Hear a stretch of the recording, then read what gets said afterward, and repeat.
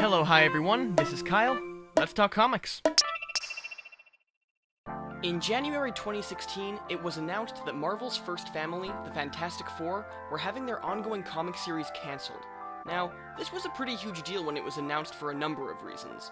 One being, the Fantastic Four comic was actually the catalyst for the entirety of the Marvel Comics world as we recognize it today, as well as running uninterrupted for over 5 decades, which is no small feat.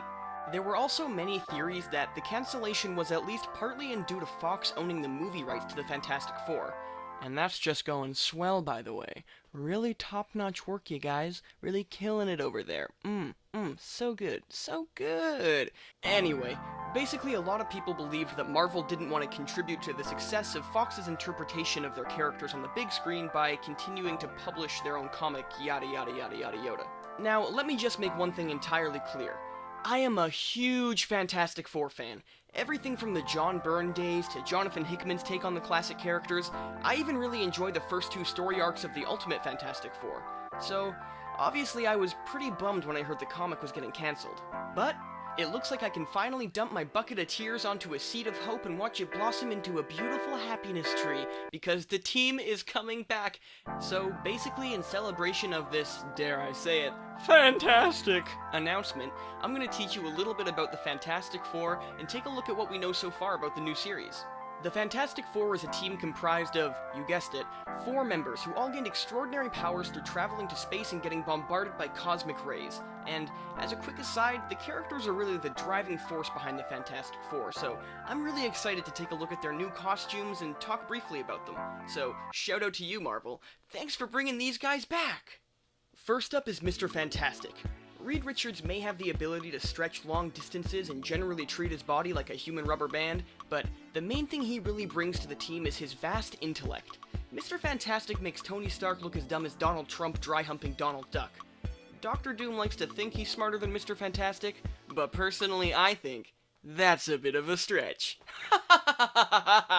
Next. Where would the Fantastic Four be without the Invisible Woman?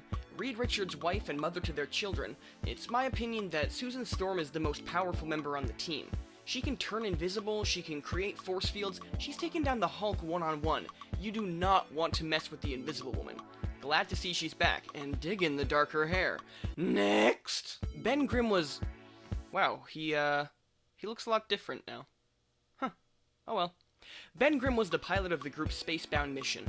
Now, unlike the other members of the team, Ben received his powers, but he also was burdened with the outward appearance of a monster. Calling himself the Thing, he struggles day to day with being perceived as this big brute instead of the ever-loving blue-eyed softy hiding underneath. He's traded punches with heavy hitters from every corner of the Marvel Universe, and one thing's for certain, with the Fantastic Four coming back, you better change the time on all of your digital radios to clobberin' time. Okay, last one. Johnny Storm is the Invisible Woman's little brother, also known as the Human Torch. Seems like they're pulling a bit of a Nick Fury move here and making the character resemble the actor who portrayed him in the most recent live-action adaptation a bit more. I mean, hey, that's fine with me. Don't know how they'll explain it in the comics, but, you know, it's comics, so they'll think of something. The Human Torch is a bit of a hothead and is always spitting sick burns at his opponents. Haha. Puns. He's young, hip, cool, has a way with the ladies, and a friendly yet ball-busting back and forth with the Thing. And honestly, that's all I have to say. I mean, I hope this piqued your interest in the new ongoing series, and I'm really looking forward to seeing what Marvel has in store for us with this one. It's good to know that the gang is getting back together, and I couldn't be happier. Okay, bye.